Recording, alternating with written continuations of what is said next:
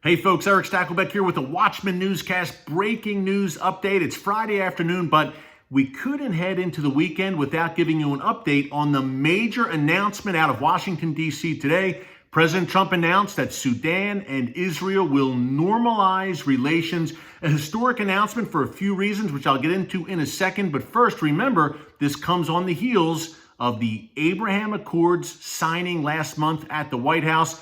United Arab Emirates and Bahrain made peace officially with Israel. I was honored to be at that ceremony on the South Lawn. And who knows, maybe we'll have a Sudanese delegation coming to Washington, D.C. very soon to sign the accord there as well. A few reasons why this is so important. Number one, Sudan had been a sworn enemy of Israel.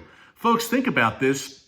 The UAE and Bahrain did not recognize Israel's right to exist, obviously, but they weren't in a hostile state of war against Israel. They had never waged war against Israel in 1948, 1967, 1973, or beyond, the years of Israel's major conflicts.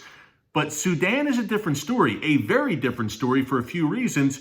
In 1948, Sudan sent soldiers to assist in the invasion of Israel in the 1948 War for Independence, which Israel obviously won. Also in 1967, Sudan declared war against Israel during the Six-Day War and aligned itself with Egypt, Jordan, and Syria. And in the years after that, over the decades, Sudan has forged very close ties with Israel's greatest enemy today, the Iranian regime, and also Hamas, to the point where Israel reportedly in the past decade or so carried out some airstrikes in Sudan against various targets, against various weapons, munitions that Sudan was trying to ship onto Hamas in Gaza. Iran was essentially using Sudan as a transit point to transport weapons to Hamas and Palestinian Islamic Jihad in Gaza, much like they're using Syria today, right, to transit weapons into the hands of Hezbollah in southern Lebanon. So Sudan was a very bad actor on that level. They were hostile towards Israel, outwardly hostile. Not only their rhetoric, the former leader, dictator of Sudan, Omar Bashir, who was deposed last year, good riddance, was very vocal in his hatred of Israel. And also they were tangibly trying to assist Israel's enemies, chief among them, the Iranian regime. Now we have a kind of a transitional government in Sudan. It's kind of a unsettled situation there politically right now, I guess you would say, but the generals, the military in Sudan have the real power. Remember that. And with Sudan's economy struggling mightily, they thought this is the time for a few reasons. Number one, Israel will bless, as it's blessing the entire region and the entire world with its groundbreaking scientific, high-tech, and medical breakthroughs. The Sudanese know Israel will be a blessing to their nation. Already Israel, President Trump said today that Israel, Israeli, and Sudanese delegations are meeting very soon, and Israel is talking about providing Sudan with technological, agricultural assistance, investing in Sudan. So Sudan will be blessed for this move, as will the United Arab Emirates and as will Bahrain. And the thing I love about the UAE deal and the Bahrain deal as well is it is a warm peace. A lot of times people say, well, Israel's deals with Egypt and Jordan, yeah, there's peace, there's no hostilities, but it's a cold peace. And we hope that changes, by the way, but in the case, and it has in the case of President Sisi, I should make that point, in Egypt. But we hope that the UAE and Bahrain model is the model for every nation that signs on to the Abraham Accords. So stay tuned there with Sudan. And let's see, look, the Sudanese population, there's a lot of hostility against Israel. The UAE, the population is generally very positive about the Abraham Accords, and the Bahrain population as well, although there are pockets of resistance there. The populations in those two countries, very positive about peace with Israel. Sudan may be a tougher nut to crack, but let's see. Again, I give the Sudanese transitional government credit here. It's sticking their necks out on the line, so to speak. Not so long ago, just a few years ago, really before 2016, only about 5 years ago, 6 years ago, Sudan still had a close relationship with the Iranian regime and Hamas. And now they're essentially turning their backs on the Iran axis. A very bold move. I think they deserve credit here. Let's hope that they follow through. Number one, are all the promises that will be forged with this deal. And number two, let's hope that the Sudanese people come on board more than we've seen in the past. So that's a big deal here. Number two, also, President Trump, in the days before, you may have noticed, we actually mentioned this on the newscast yesterday, in the days before, in the run-up to the announcement today from the White House, he removed Sudan from the state sponsor of terrorism list. Sudan had been on that list. This is the U.S. State Department, obviously, compiles this list. We've got Iran, Syria, North Korea on that list.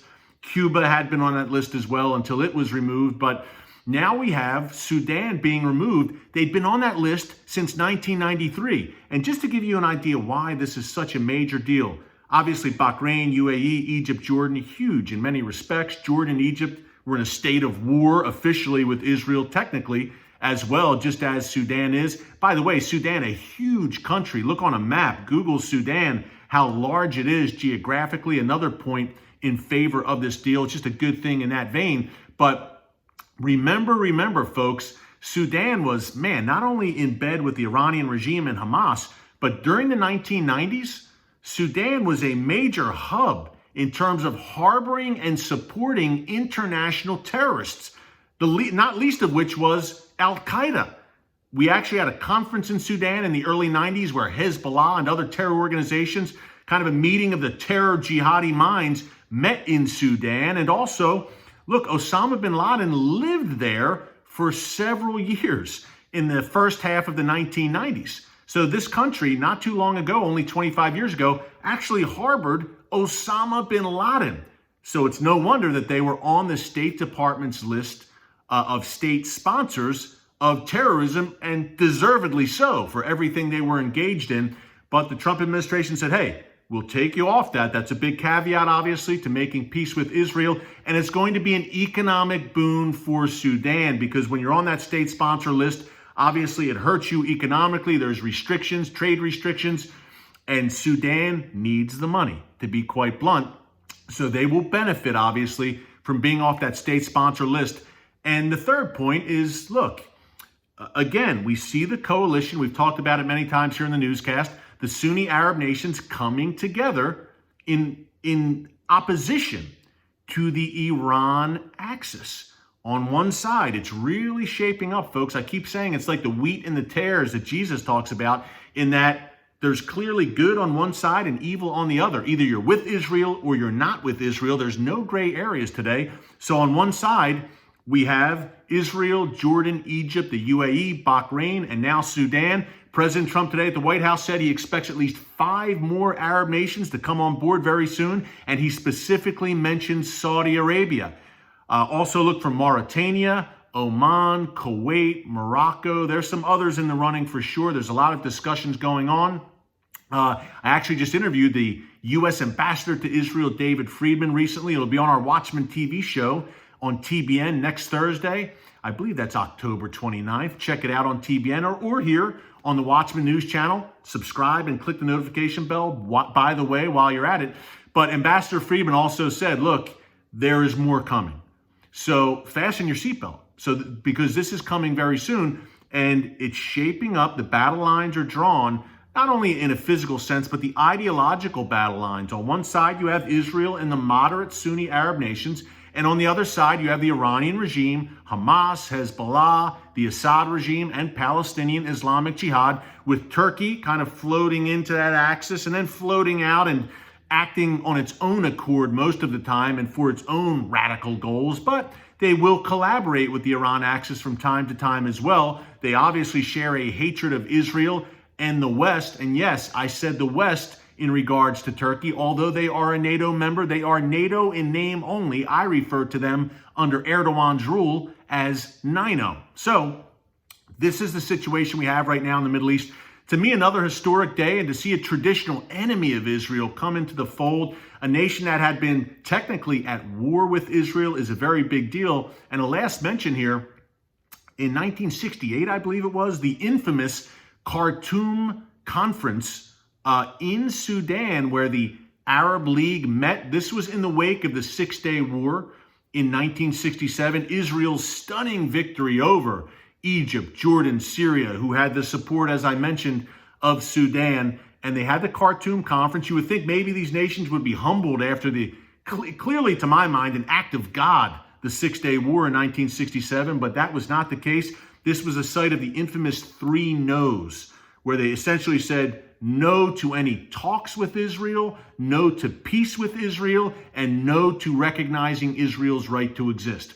That was what the Arab nations back then in 1968 in Khartoum, Sudan, decided. And today, as many have said already, we have 3 yeses from Sudan. So what a sea change, folks. We live in prophetic times. We live in Bible times.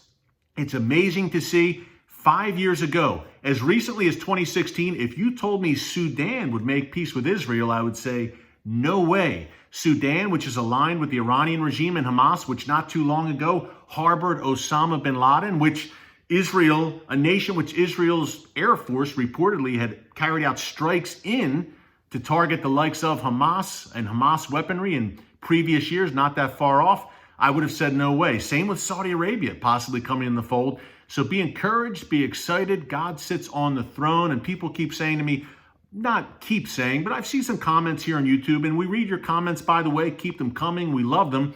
But some have said, is this the false peace that the Antichrist will broker?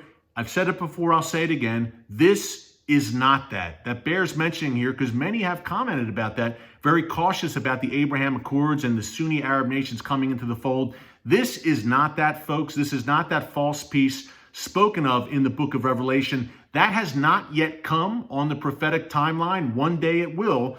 But for now, these deals I see as a positive step in terms of Israel blessing the nations, being a light unto the nations, and the nations coming to Israel's light, like the book of Isaiah says. We talk about Genesis 12:3, nations that bless Israel will be blessed. Nations that curse Israel will be cursed. The second part of that verse is often overlooked. It says, God says to Abraham regarding Israel, through you, Israel, all nations will be blessed. I think that's exactly what we are seeing right now with more and more Sunni Arab nations coming into the fold and joining Israel in opposition to Israel's enemies. It's a good thing, and I want you to have a great weekend. Thanks for joining us for this special Watchman Newscast breaking news update. Down and dirty here from my phone, but before I go out, I had to just fill you in on why today was so important and encourage you because even better days are coming. God bless you. We'll see you soon. And remember, never hold your peace.